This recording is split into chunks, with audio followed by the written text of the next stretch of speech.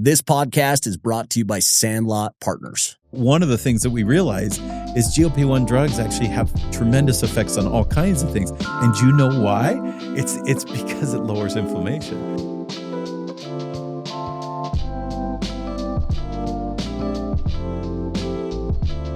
Welcome back to Case Studies. I'm here with my new friend, David Beers. Kristen was the one who introduced us, and, with Peter Huntsman and Huntsman Cancer Center and, just the conversation around Utah and Utah County. Yeah. We were just upstairs, saw Todd Peterson.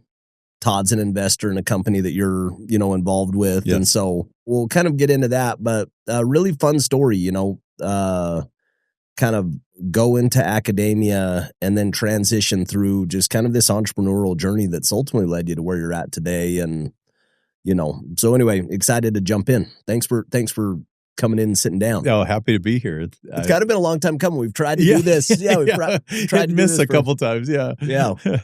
So tell me about you. Obviously where you're at today, kind of deeply entrenched in the medical field, kind of sitting on the governor's panel in Utah, but where did it all begin? And did you ever anticipate that this was where it would end? Or was it just kind of a progression? Yeah, no, it's funny. You look back and think about all the things that happened, to get you to where you're at. And it certainly was not the plan, right? Yep. That's not what I envisioned. I'm a scientist by training. And so that's the core, how I see myself still is with the white jacket on in the lab, right? Yep. That's where my roots are. My dad's a scientist. And so I kind of grew up around science. My dad's a chemist, and some early memories, being in his lab. Laboratories have a certain smell to them, especially chemistry labs. And that's like kind of a core memory to me is the early days watching my dad do what he did. And then when I went to college, I tried to follow in his footsteps, and I started out in chemistry and decided maybe biology was more interesting to me. So I shifted to that. And then just a series of things happened that got me to, be interested in what I'm interested in. But, when I was a graduate student, so I went from BYU as an undergraduate, went to the University of Texas and was at their health science center. And I got the opportunity to be part of a team that discovered a gene. And, today we've sequenced all the genes, but I'm old enough that we were actually sequencing one by one. That's crazy. And just think about just how far we've come. But that gene turned out to be pretty exciting and pretty interesting. So I tell everybody my career peaked pretty early. This discovery, I was part of the discovery of gene. But talk to me about that. And this is coming from somebody that's completely naive. Okay, all right. How do you discover a gene? Yeah. How does it just I found it? Yeah, back in the day, we nowadays I could sequence your whole genome, find out all the sequence of all your genes overnight. So if you gave me DNA today, tomorrow I could tell you the sequence of your entire. I want to do that. Yeah, you want to? Yeah. It's doable. We can do it. Yeah, really cool. Yeah, no, it is cool. It's really interesting because you see that's the blueprint of your body, right? Yeah. Of who you are on the physical side. So back in the day, though, DNA was only discovered as the genetic material in the 1950s, right? So it wasn't that long ago. And then, we didn't figure out how to really sequence and manipulate DNA until probably the 70s and 80s. And so by the time, I was in school, we had developed techniques that allowed us to sequence DNA. But it was very manual, very laborious process. And so what we had done is my professor, the guy that was, when you're a graduate student in our field, you kind of have a mentor professor that becomes your director of the research that you're doing. So he had discovered really one of the most fundamental proteins that's involved in regulating how your genes get turned into proteins. So your DNA encodes genes that get translated into RNA, and that gets are transcribed into RNA and gets translated into proteins.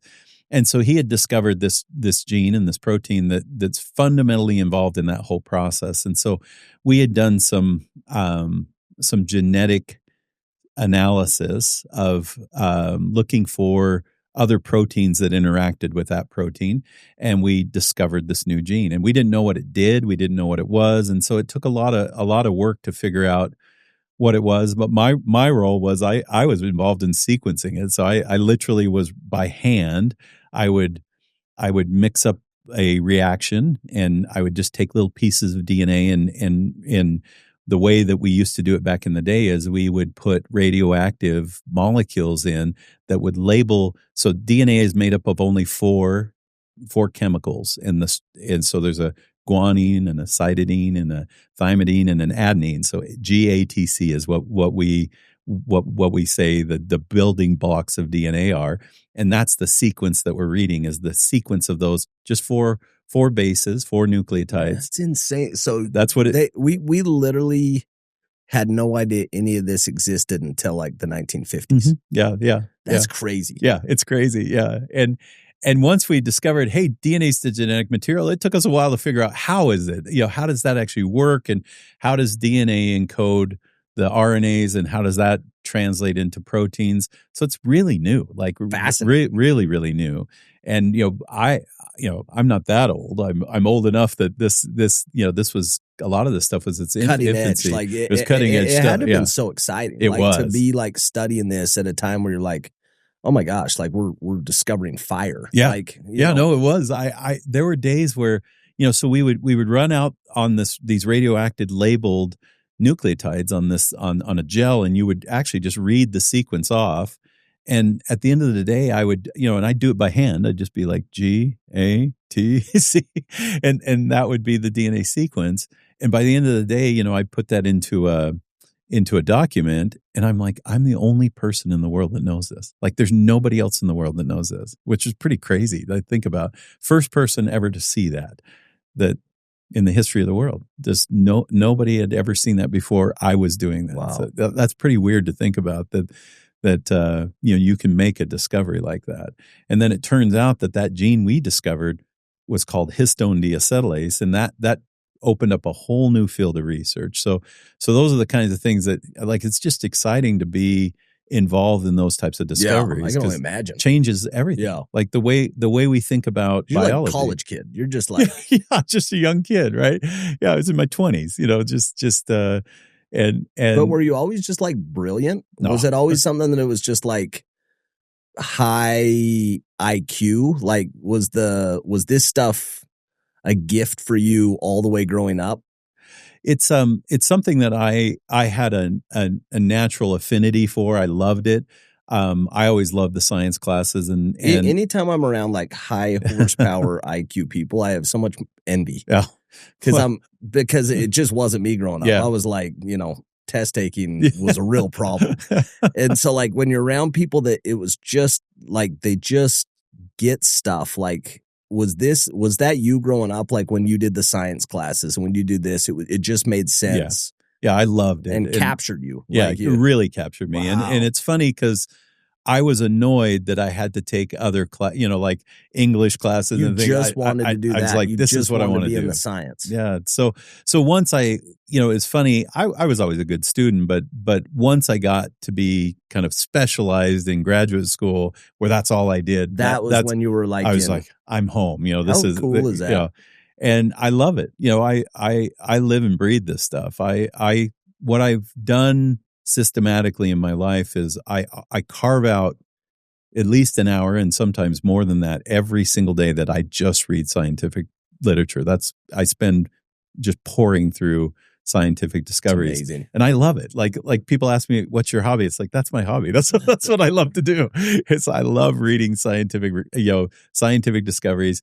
And, I've done it for so long, and I've thought about this stuff for so long. I kind of have this vision of my view of what the world in the future. Yeah. And so when I read something, I'm trying to connect the dots to say, this is how this fits into my view of how things operate. Yeah. And that's just exciting and fun for me. And there are moments that you just have this, oh my gosh, if that's true, then what about this?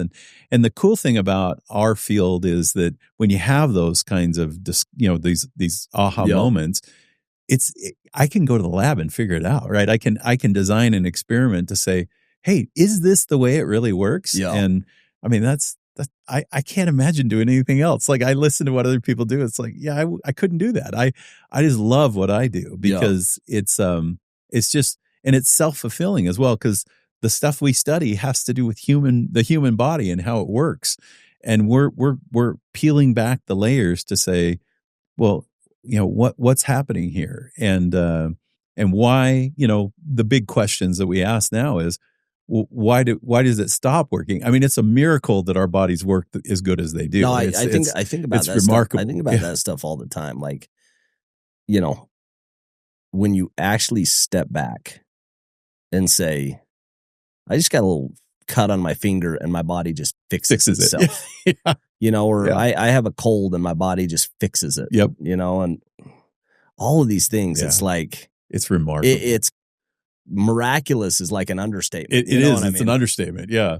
Because once you dig into it and realize all the things that go into it, it's amazing. It all works, right? It's just so cool. And that we're not just falling apart like from day one. And for the most part, I mean, most people, your heart's beating in your chest, and it does it without you thinking about it, without even knowing why you're asleep, while you're awake, and it's going to do that for 85 years. It's just remarkable. It's remarkable. It's unbelievable. Yeah. So you grew up in Washington. Yep. Yeah. Go to BYU, do your undergrad in BYU. Get married at BYU? Yes. Yeah. Okay. So met your wife. Yep. Was it just straight from college to your PhD? Did you just know, hey, this is going to be, and was it going into your PhD to teach, or was it going into like, what was the long-term vision? It was, I want to be a professor. I want to teach. Yeah. So in my world, professors that we, in a research university, teaching is a component of it. And I actually really like teaching a lot. I enjoy it. But publishing matters a lot. But publishing too, right? and doing the research, that's where most of your time is really focused on. And so I got exposed when I was at BYU. It was funny when I showed up at BYU, I told my dad, hey, I want to work in a lab. And my dad said, well, read through all the professors in chemistry, and, because that's where he came from. He was a chemist. And so I went down the list, here's this professor. He's like, aha, I know that guy. Go in there and tell him that he owes me a favor because I helped him when he was a student. My dad was like his TA. Yeah. And he said, go tell him that you should work in his lab, and he owes your dad a favor. So I actually did that. I went and knocked on the door of this chemistry professor, and I said, hey, I'm Dave Beers. My dad, Jim Beers, he was your TA. He says you owe him a favor and I should work in your lab. And he just started laughing. He's like, yeah, go ahead. Wow. And how crazy is that? Yeah, it was fun. It was. So you literally called in the card. Yeah. You said, I am calling in my relationship card. And it's funny. I didn't think about that, but it's actually, I think back in life, those are important moments, right? That you should take advantage of every door that can open for you and have the courage to actually do it, right? It's seen as like, oh wow, you had an advantage that somebody else didn't. But that's the whole point of life, is like you got to be resourceful. All of us are dealt a hand, and some of us are dealt a better hand than others. But you still got to go play your hand. Exactly. And it's like you had an advantage, but you took advantage of it. You said, hey, this is an opportunity and I'm going to go build on it. I think about this principle of the parable of the talents. Yeah. And it's just, it makes so much sense that my personal philosophical belief is when it's all said and done, the whole point is what did you do with what you were given? You know what I mean? I think that's it. You were given, and some of us are given more and some of us are given less. And it feels like, just from our interactions, you were given some real gifts on the research and the science side of it. You just have that brain of solving problems and seeing how things work. Yeah, no, and I agree completely with you. All of us have opportunities, and it takes courage. It takes faith to say, I'm going to walk through, an unknown. I'm going to open that door. I don't know what's on the other side, but it's an opportunity. I'm going to take it. And that's something I've learned over time that thankfully I had that experience early on. where I just said, hey, what can I do? And my dad said, hey, do this. And I did it. And I learned from that. And so I think I've learned through my life that when people present opportunities to me, I try to take them, right? Because, Yeah. I believe that everyone gets opportunities to do all kinds of things. And a lot of people don't have the courage to do it. And I don't want to look back at my life and say, I wish I would have done that. I want to have no regrets, right? Yeah. To say, I tried the best at the hand that was dealt me, and Yep. I tried to do the best that I could. No, I love that. So you go to UT, Yep. graduate, Yep. start teaching at UT, or where'd you go? So once again in our field it's a little different. We normally when we get our PhD, we actually have to get more training, and so we do what's called a postdoctoral fellowship. Okay. And so, or we just call it a postdoc. So normally in today's world, I think most people probably spend 2 to 4 years doing a postdoc, and that's what I was prepared to do. So what you do is you become very specialized in one thing when you get your PhD. You are the world's expert on whatever it is that you studied, and to kind of broaden your training, it's good to do something else for a little while before you become. And it's kind of a rite of passage that you have to show that you can, because as a student, you can rely, like if you get into a really good lab with a really good professor, they can basically carry you through. And so you have to prove that, hey, that wasn't just a fluke that I was able to do this. So doing a postdoc is kind of that proof. And so all of us, typically we'll get our PhD and then we'll do a postdoctoral fellow. So because I was involved in the discovery of this gene, and it turned out that it became a big deal. Yeah. I had a very famous cancer researcher that approached me and said, I would like you to come do a postdoc with me.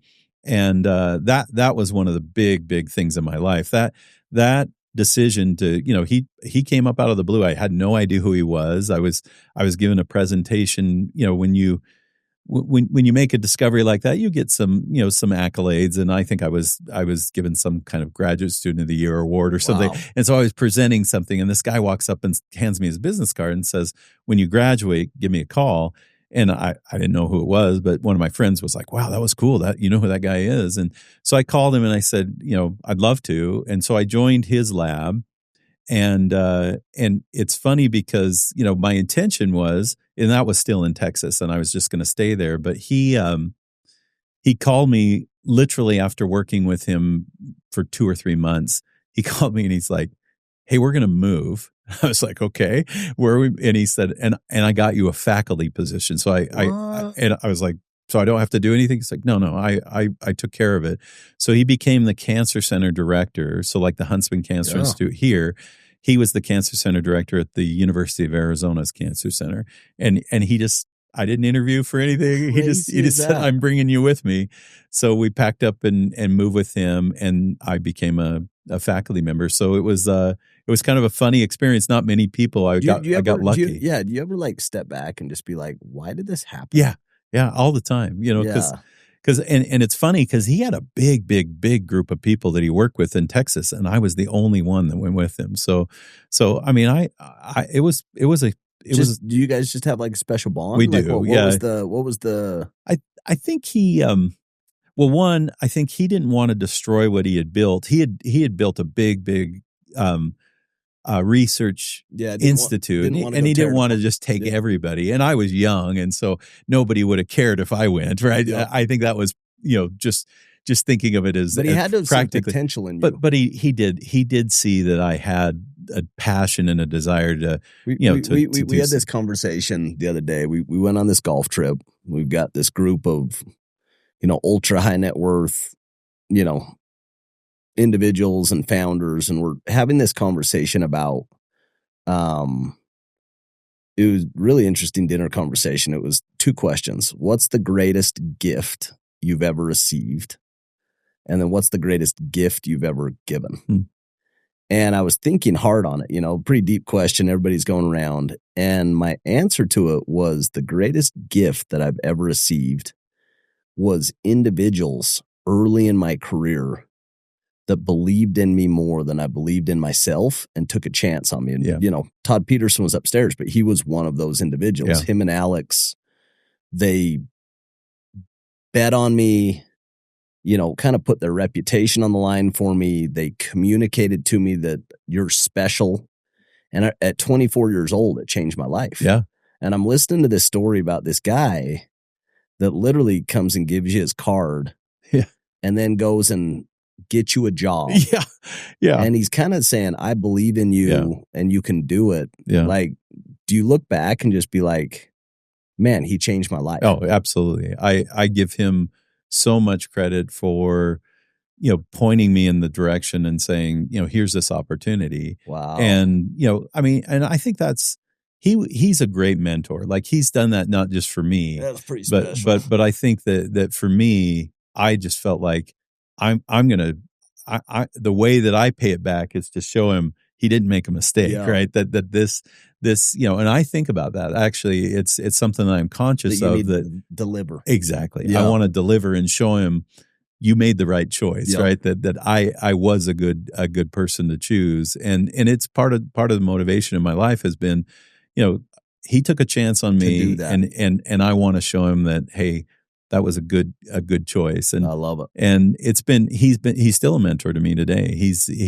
I probably talk to him once a week, and he's been an incredibly important person in my life, just to guide and direct, and he's the one that actually, when our research was really focused on trying to figure out how to come up with new treatments for patients with cancer. And that's what he does. He's a physician. He's a clinician. He treats patients. Yeah. And so I was working in the lab trying to come up with new ideas of new ways to treat people. And he's the one that gave me the courage to actually, so he gave me the job at the university, but he also gave me the courage to leave the university, which was not an easy thing to do, because, my whole training, my whole career was built up to, this is what you want. You want to be a independent researcher at a major university, that you have grant support and you're doing cool things. And I had all of that, and I had it at a pretty young age, right? I mean, it just, all those pieces fell together, and then all of a sudden, I go to him and say, hey, we made this discovery, and we think we have this new way to treat people. How do I take this from this point into actually getting it into people? He said, well, that's where the tough part comes, right? And it's like, oh, I thought I did the tough part already. I thought this was the hard part. But, and he's the one that kind of just said, hey, listen, you're probably the only person on the planet that believes that this is actually going to work, because you're the one that, you're the one that worked on it. And so if somebody's going to move this forward, it's going to probably have to be you. And that was a weird conversation, because I did not want to leave the university. Like, I was happy there. I had big research. It's comfortable. Exactly.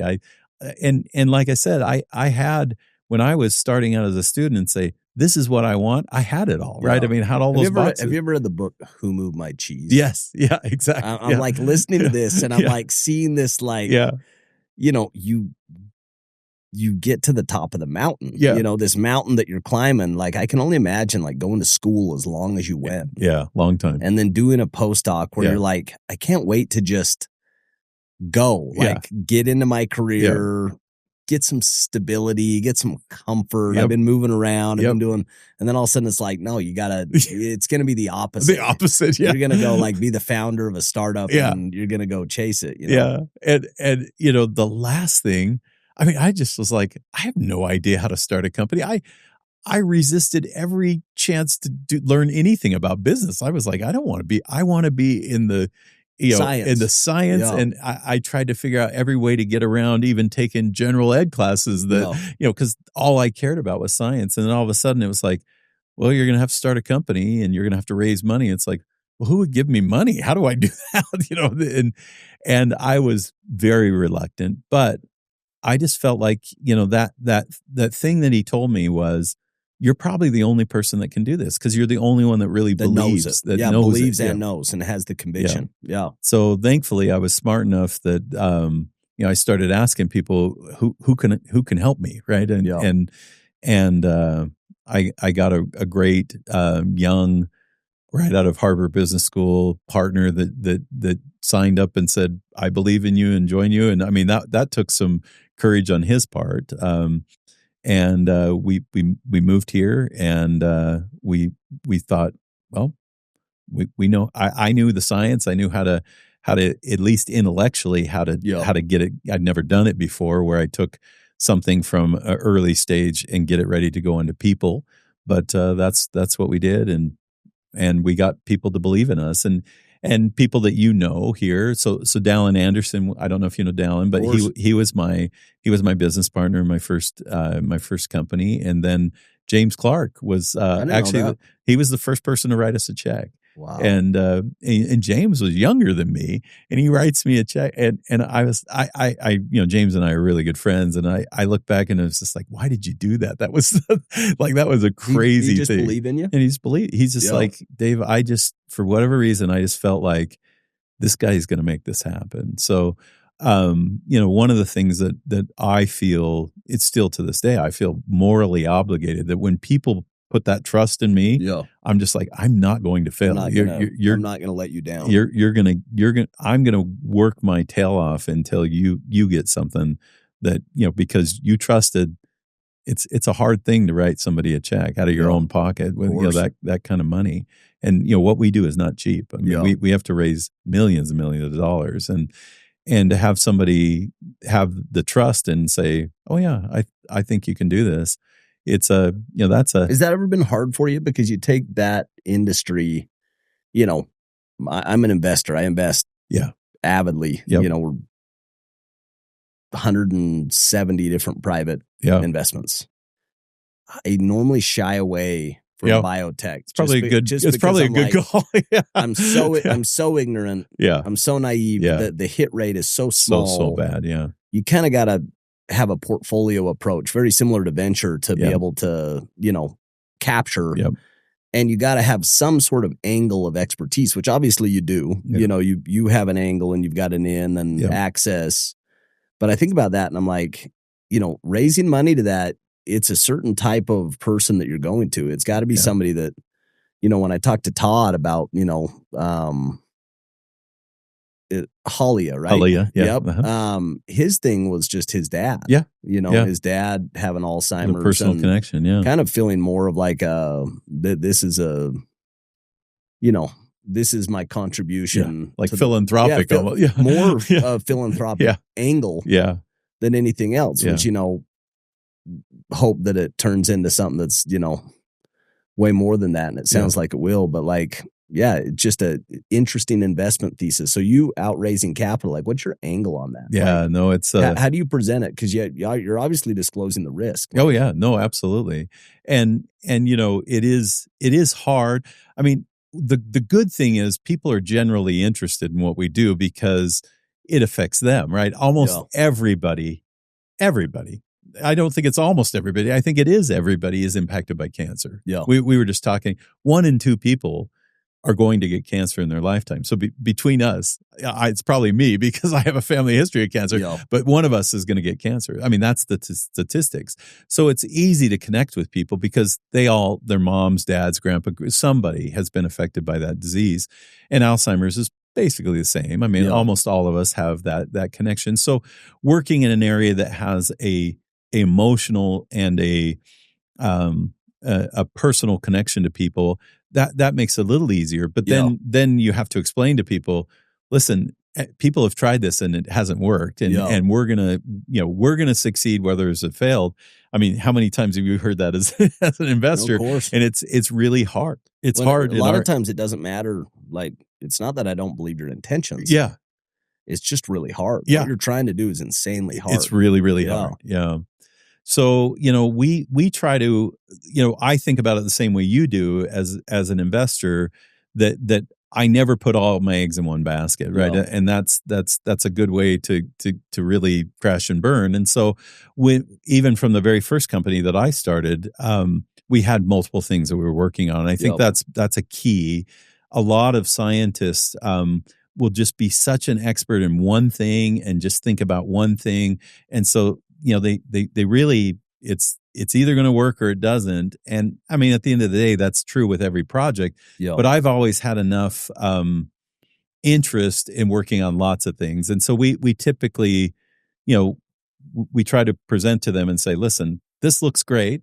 and this looks great, and this looks great, and we're gonna try to move all three of these forward, and the chance that one of them works is a lot better than in any one individually, and so there's part of that in terms of how do you pitch that to investors. But the other thing about our business is I think it's different than a lot of the companies that you probably see. It really does make a difference, your experience, and like gray hair is actually it matters in our business. With tech and with the hot new software guy programming in his basement. I mean, those guys can be competitive. It's really hard to do that in biotech because there's just so much of what we don't know still. And it's kind of a gut feel. You've seen it enough times, that's a signal, that's not a signal.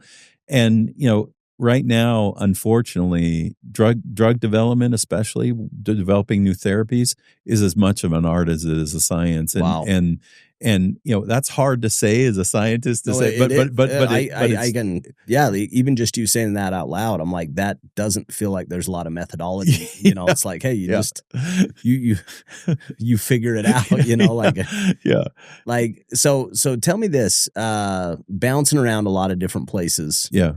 How does AI completely change / disrupt / enhance your industry? Yeah, so it's a great question. It's something that, it's been fun to watch. I'm old enough that when I started graduate school, there was no internet. There was no email. I got my first email when I was probably late as a graduate student or a postdoc.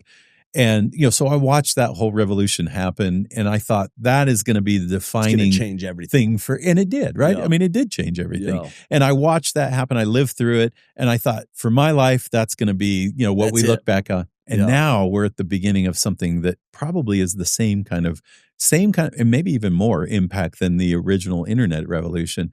So what does it do for us? Well, one of the challenges that we have is, I told you I could sequence your whole genome overnight. Yeah. And the amount of data Which in we that should do. The amount of data in that is a massive amount of data. Like there's a lot of information there. And for a human to go through that information and to figure out all of the differences. So we, if we compared our DNA, it's almost identical. There are only a few places, thousands of places, but not, in the context of how much DNA we have that encodes everything. We're almost identical to each other. But what matters is those places where there are all differences. That's why I'm taller than you. I have blue eyes. Those are the blueprint is in those few places where there's differences. That's what actually drives those differences. And so figuring all that stuff out by hand, by just looking at it, and that's how we started, right? I told you I sequenced the sequence by hand and wrote it down on a piece of paper. And now we have, we have what we call next gen DNA sequencers that can overnight get all that sequence put together. How crazy is that? It's incredible. Like it still blows my mind that we can do that.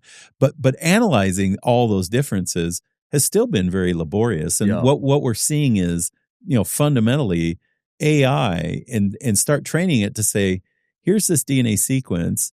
And here's another person sequence, and here's another person sequence, and start teaching it patterns to say this person has these characteristics and this type of risk for these diseases. And so we're actually building AI tools right now to actually do things that we never thought we could do. And so, for example, Halia, we started with a very different premise than I've ever started with before. So I've always studied sick people. So I study people that got cancer, and I take their cancer and I try to figure out what's different about their cancer than, so if you had prostate cancer, I compare your cancer to a normal prostate and say, what's changed? What's different? What has become mutated in your DNA? What genetic rearrangements have happened? And figure out what's different about it should be, driving that disease. So if we compare normal to cancer, we can figure out what's involved in driving the disease, and therefore we think we can fix it, right? So we come from the standpoint of let's figure out what's wrong and see if we can figure out how to fix it. And I think what we've started to realize is that there's so much that changes and so much that's wrong Yeah. that we kind of just have to guess and say, well, what if we try this? What That's if we try that? So you're going through it and you're kind of saying, there's a lot. There's a lot. Yeah. So how do you know what's the most Yeah. important thing? It's hard. And so what we did at Halia was something completely different. So we started Halia, myself and Keone Kawe. Yep. Keone is the president of BYU Hawaii now, but he was at BYU at the time. So he's a human geneticist and a data scientist. And so he was studying people that had genetic risks for Alzheimer's disease. Yeah. And so he found a family here in Utah that had this genetic risk. So we know that if you have a certain DNA sequence, your chance of getting Alzheimer's disease is higher. Yeah. And so he was trying to study that family, and he came to me and said, hey, I found this strange family that they actually have a lot of risk in the family, and they have people with Alzheimer's, but they don't have as much as they should because they have so much of this risk. They should have more. And so something's preventing them from getting Alzheimer's. And that's where he and I started to think about, well, what if we study the people that don't get sick? Like, what if we study the people that have the risk that actually don't get Alzheimer's? Fascinating. Like, what could we learn from them? Because maybe we're not so smart, and maybe studying the disease and saying, let's figure out what's wrong. Maybe we could just use nature to tell us, how does nature stop Alzheimer's? And so if we could study the people that have the risk that actually don't end up with the disease, maybe we could figure out what's protecting them. What's insane about that is, like you said, the genetics discovery. Yeah. 80 years old. Now you've got Keone. Yeah. That is his field. Yep. Is studying that. Yep. So you go find the people that should have it. And don't, yeah. And then you find, hey, there's a disproportion of people who don't. Yep. And so it's saying, let's go study the ones that should have it and don't. Yeah. And like, what is nature doing? So like when you got to that, what did you find? So what we found was we sequenced a couple hundred of these people in one family. So we got them to consent to give us DNA. Yep. And we sequenced them and we compared their sequences. So we said, here's people that everybody has this risk. So we know what this risk is. And here's the people that got sick and here's the people that didn't. What's different about their DNA? And we did that. Keone did that in the research team at BYU. And they did it essentially manually. I mean, they used some computational tools, but they discovered that, and we call it resilience. So there's this resilience variant that people that were resisting the risk had this certain DNA sequence. And so that's when I got involved, and Keone said, hey, we've discovered that this particular genetic variant seems to protect people. And we had no idea what it was, but that's what I'm good at is digging in and trying to figure that out. And so we went to the lab and we said, okay, this genetic variant affects this particular gene. What is this gene actually? What protein does that encode, and what does that protein do? And it took us a little while, but we figured out that it all had to come down to inflammation. So what it appeared, the protection that these people had is they had less inflammation. So they had a mechanism that was different than other people. So their brains were responding to inflammatory signals at a lower rate. So when what we've learned about Alzheimer's is that there is this immune response that triggers an inflammatory response, and that seems to be the driver behind the disease. And these people taught us that if you can lower that certain pathway, you could prevent that disease from happening. Wow. So that was like unbelievable. So then I said, well, how do I turn it?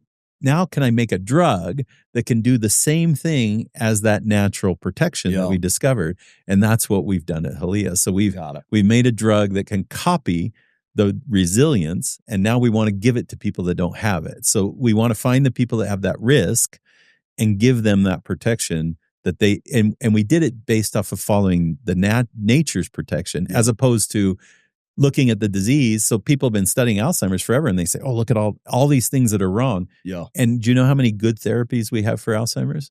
Zero. That's crazy. We've got nothing. And so we said, well, how about we look at what nature does to prevent Alzheimer's?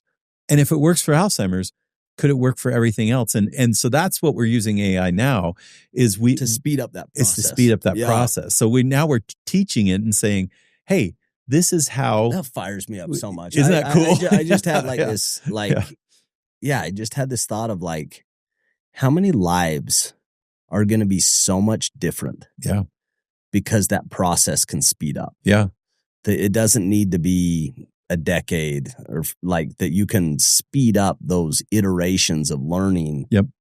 Man, that fires me up. No, so the future is you'd start looking at the future and saying, well, what could we do with this? Well, I told you, and it's actually overnight I could sequence your DNA and it wouldn't even cost that much. There is technology now that it's more expensive for me to extract your DNA than it is to sequence your DNA. Like that's how cheap it's become. So I could figure out all of your risk. So we know thousands of things, so you inherit from your mom and dad, you inherit good stuff and bad stuff, right? Genetically. And so we can look at that and say, here's all your bad stuff that you inherited. And it's hard right now. Like if I just handed you you handed me your sequence and you say, Doc, what's wrong with me? Figure this out, right? Yeah. It would be hard for me to do that. But that's what we're interested in, is that we start teaching these artificial intelligence algorithms, and they're going to spit stuff out, and they're going to come up with associations that I can't think of myself. Yeah, I can't see. They have kind of this infinite intelligence that can go run every analysis and go pull. Yeah. So I look at it and think, so personally, coming back to me, the year I was born, my grandpa died of colon cancer. Yep. And then far too young, my mom died of colon cancer. So I lost two people, one person I didn't ever know. I have a picture of my grandpa holding me, and that's not a memory, right? Yeah. That's just a picture. Yeah. And my mom was an incredible person, and to watch her suffer and die of cancer was an awful experience for me.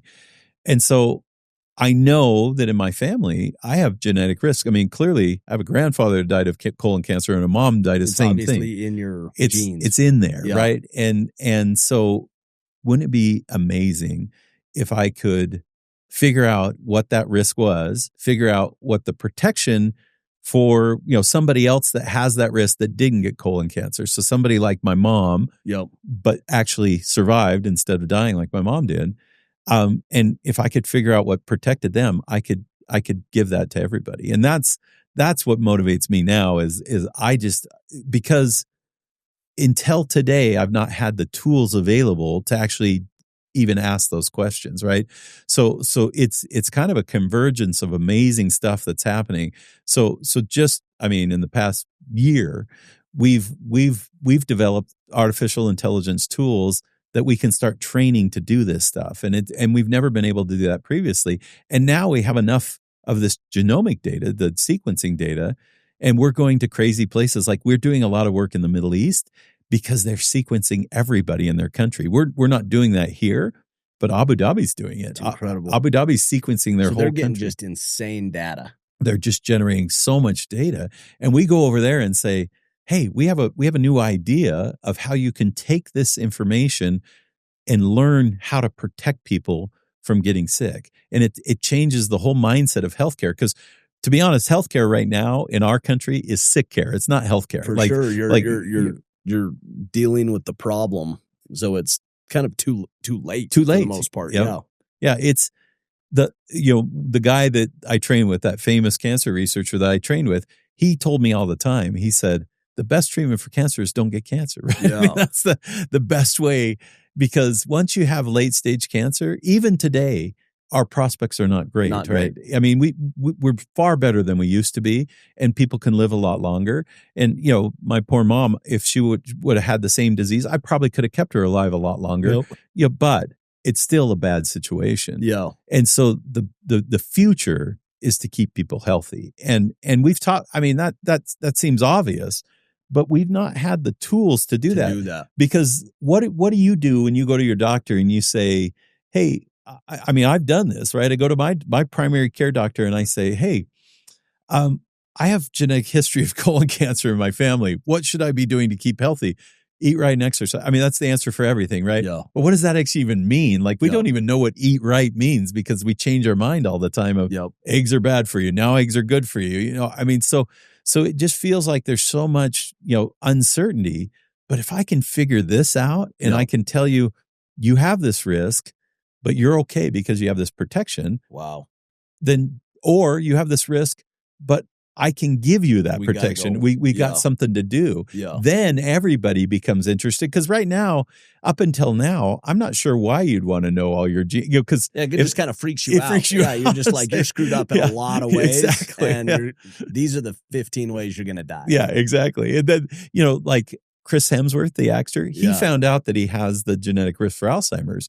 And he openly talks about it. He's like, it ruined my life. Like now there's not a day I wake up that think, what is today the day I start to slip? Is it and just think about living that way. It'd be awful. Yeah. But if I had and maybe I do, right? And in fact, I'm flying to Australia and I hope I can find him and meet him because I want to tell him, listen, I might have something that can help you and protect you. And just think about that, how that could change the world. So talk to me about Alzheimer's. Todd was kind of explaining it to me a little bit. Inflation or inflammation has a lot to do with it, doesn't it? Yeah. So we used to think, so you probably have heard of the plaques that form in the brain of Alzheimer's patients. Everybody kind of knows that.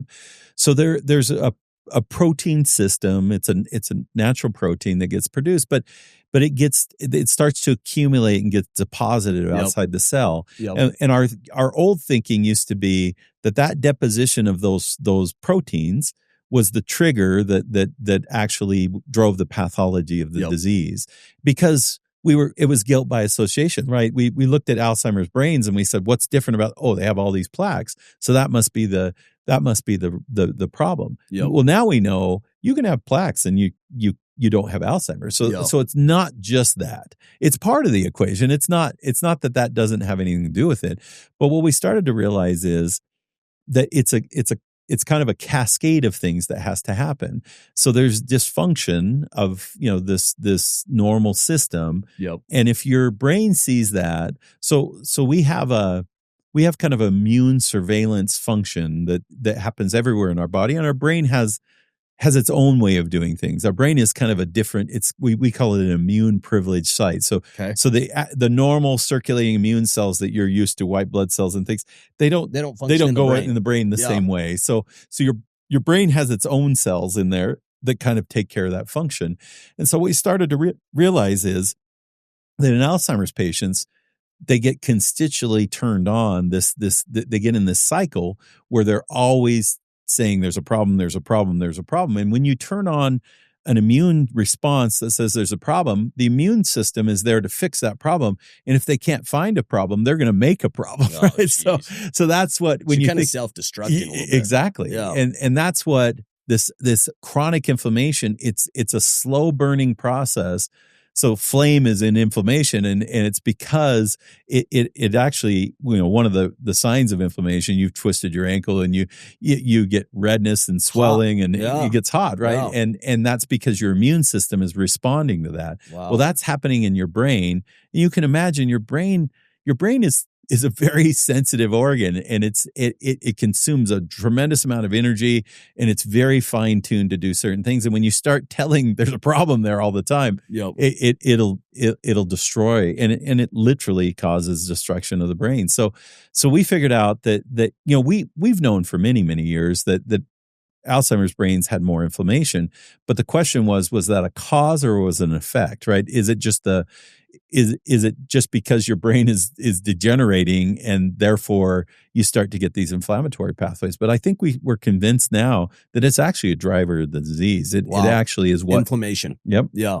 So if we can shut that off, and kind of a lot of other diseases, lot of other diseases, isn't it like insanely? Yeah. One of the things that we realize is GLP-1 drugs actually have tremendous effects on all kinds of things. And do you know why?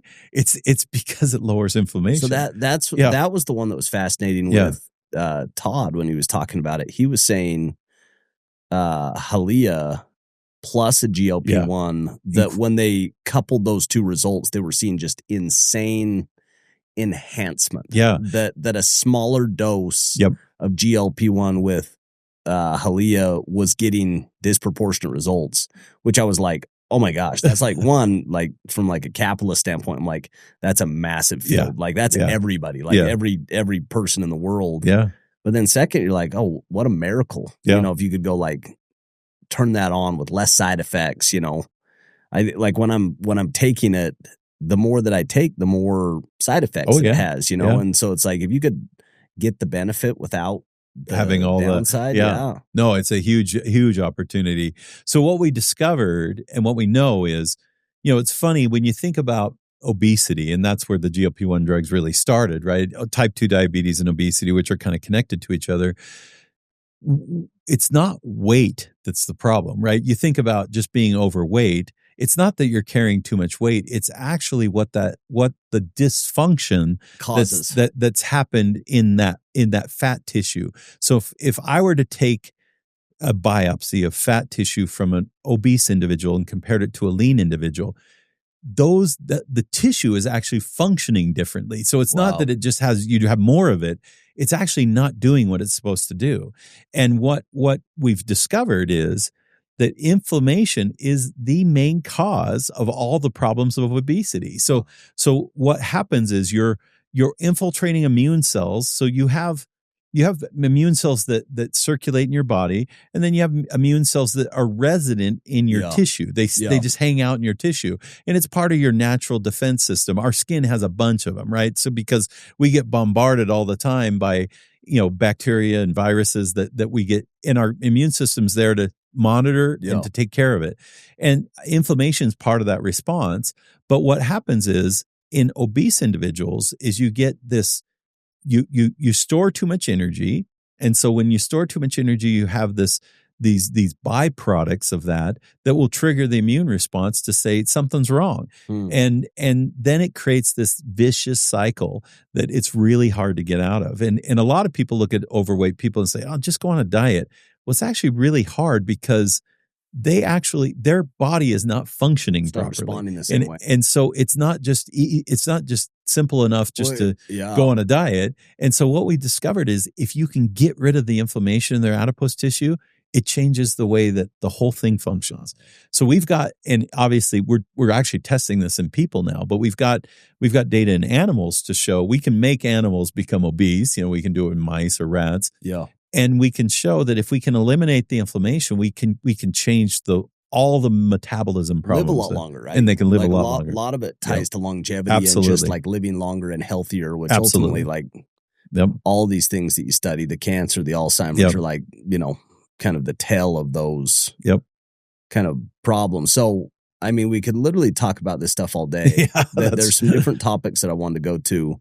Talk to me about entrepreneurship. Mm-hmm. Like, one, what is an entrepreneur? Yeah. And two, like, what's drawn you to it? It feels like that wasn't your path that you chose. You chose a very deliberate path, but you've been pulled into entrepreneurship, a lot of different times. Like what? Explain that. One, what is entrepreneurship? And then two, why do you think it's just called to you? Yeah. No, it's a great question. And when I was first starting my first company, and Dallin and I would talk, his definition of entrepreneurship was trying to execute, trying to develop a business model without the right resources to do it, right? And to be honest, I look at it and say that is a component. That's what an entrepreneur is trying to build a business without having the resources to build it. And it takes a special mentality to actually be able to operate in that system. That uncertainty. Yeah. I mean, it's operating in a business that has revenue, and it's different than building something from scratch. And so an entrepreneur is somebody that can get things, to build things without having the resources. Like I've never had the resources to do like if you look on paper and say, what is it going to take this from this to this? I've never had that. Never had that. Never had on the spreadsheet to say, yep, you got the right amount of money to do this. Yep. And so that, to me, that's the definition of being an entrepreneur, is being able to find a way to be successful without having the resources to do it. And that kind of defines an entrepreneur in my mind, is that's what it's about. So what kind of draws me to that? I actually really, I've learned that scarcity is actually a really good thing. Yeah. Like for invention. It doesn't seem like it would be. You know what I mean? But it like what you're describing, it breeds kind of the best version of people. I you know totally what I mean? agree. Like it creates insane resourcefulness. That's exactly right.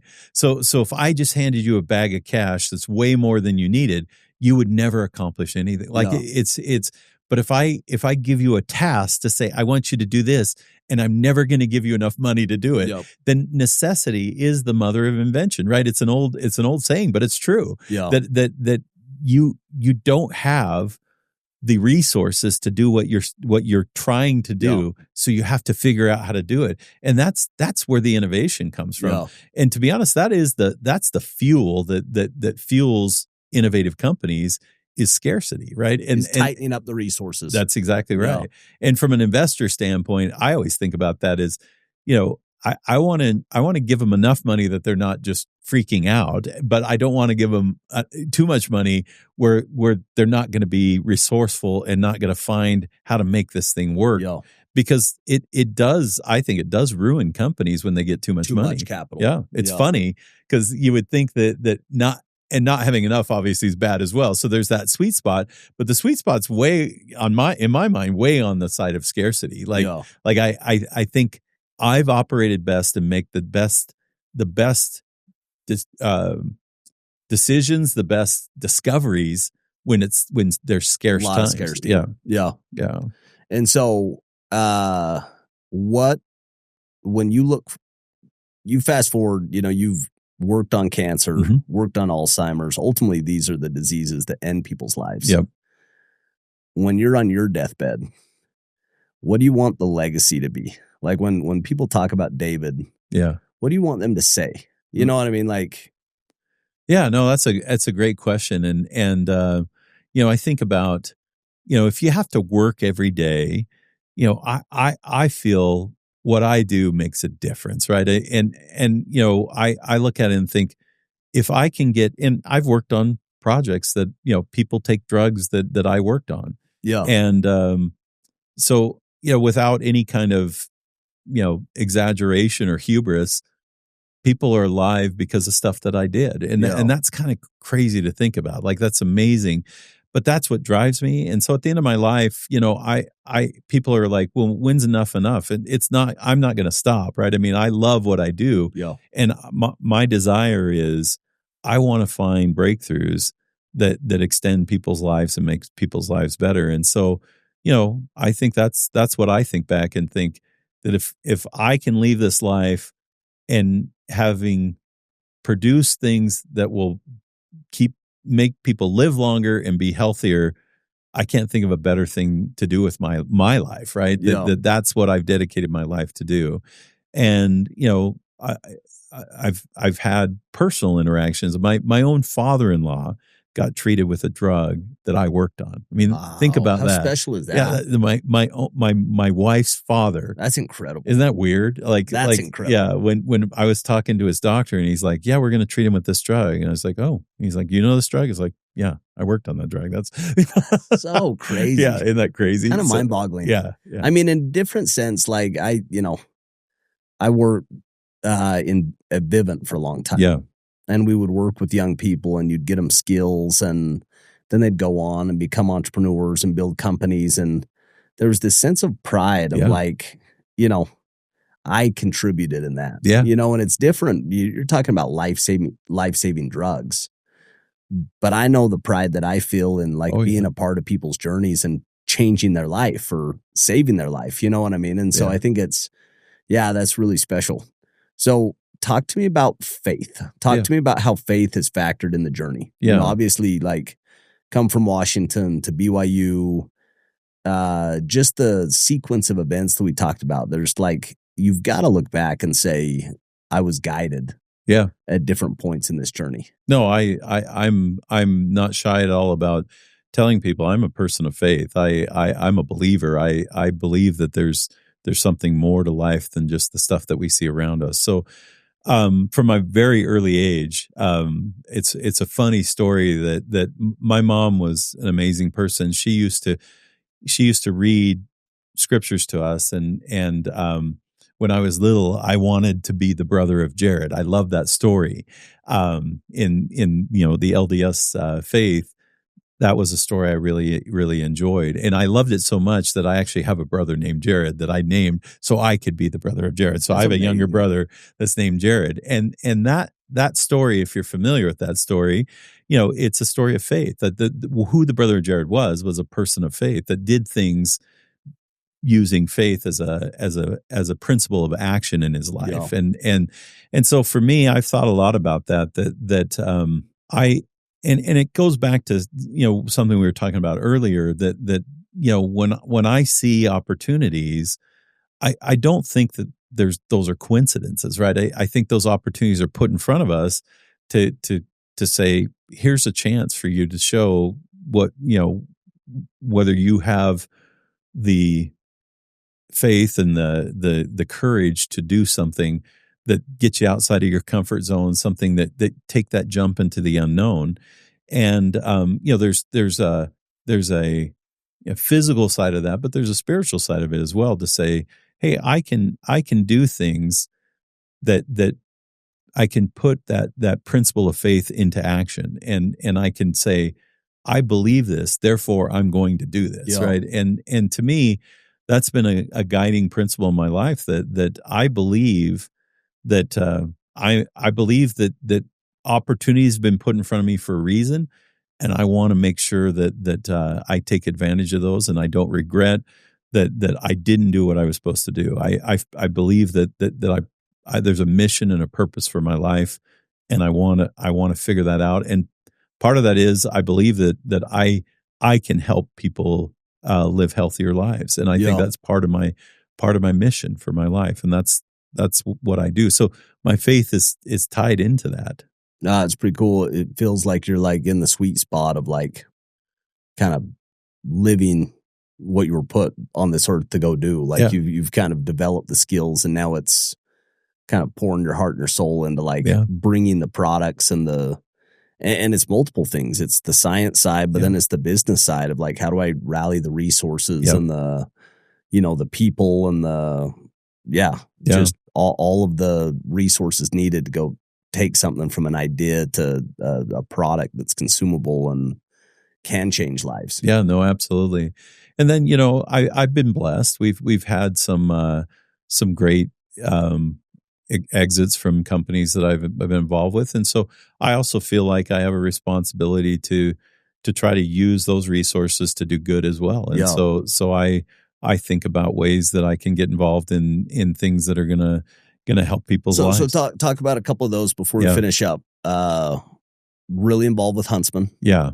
Really involved with the state of Utah. Mm-hmm. Talk to me about both those initiatives and why you would put time and effort and energy into those. Yeah. So, I think after all the years of everything that I've done, cancer is still a motivating thing to me. And one of the things that I think most people don't realize is that if you're diagnosed with cancer, your zip code has an influence on your outcome. Really? Yeah. Which is kind of sad in today's world that is it we just don't. because of socioeconomics? Yeah. Is it just not there's a bunch of factors, but yeah, that's part of it, right? Is that there's studies that have been done that if you live in proximity to something like the Huntsman Cancer Institute, a place that has comprehensive care, can get access to everything, your outcomes are different than if you're in, Fillmore or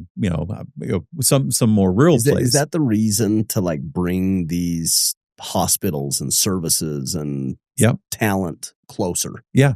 So we've tried to bring people to the places, and it doesn't work that well, because most people, like when my father-in-law, he's up in eastern Idaho outside of Rexburg. He didn't want to come down, and travel, and he wanted to be at home. Spend his whole life there. Yeah. He's like, if I've got days remaining, I'm going to spend them where I want to spend them. That's who I want to spend them. Yeah. So I think part of my motivation is I don't think the right move is to create infrastructure to try to bring people to those places, but bring those places to where the people are.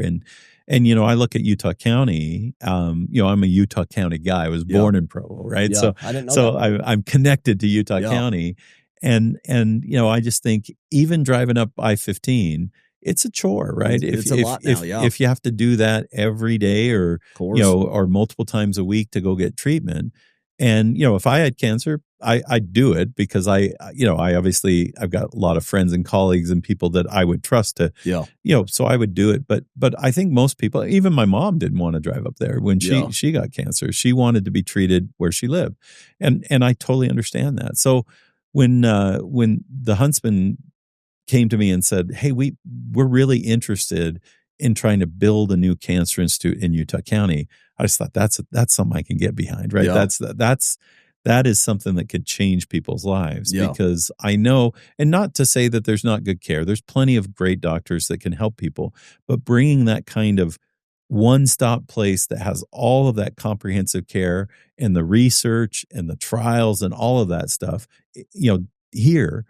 And it's only, not even 40 miles down, but it's enough that it impacts a lot of people's lives. So I'm passionate about it, and I've committed time and talents and resources to try to help move that forward. So I obviously try to take any chance I have. And I would say to your viewers, if you're a Utah County person, get behind this. And if you have any opportunity to donate to the Huntsman Cancer Institute, especially, to build. So we're building a campus down in Vineyard, just not very far from here, just by Utah Lake. It's a beautiful location, and it's going to be a gem for our community.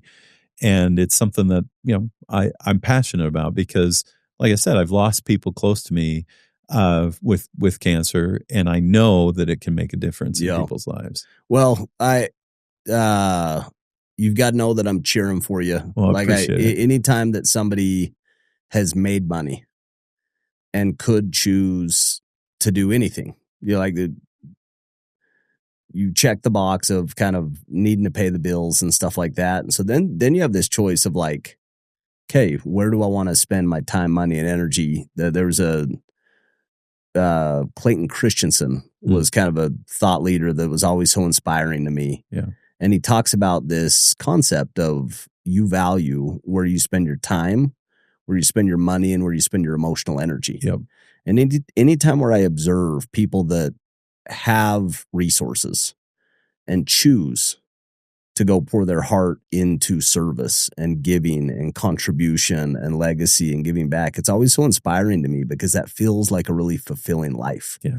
It feels like, hey, that's a life worth living. That's a sacrifice worth making.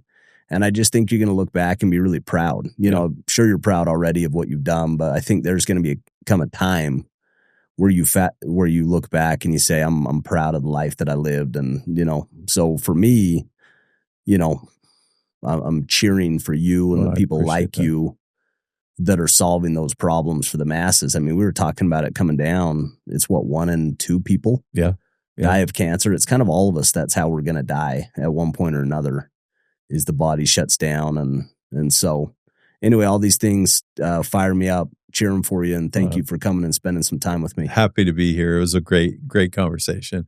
And hopefully I can come back and give you an update and tell you all the stuff that's happening. It's a really exciting time. Oh, really exciting. We'll see you.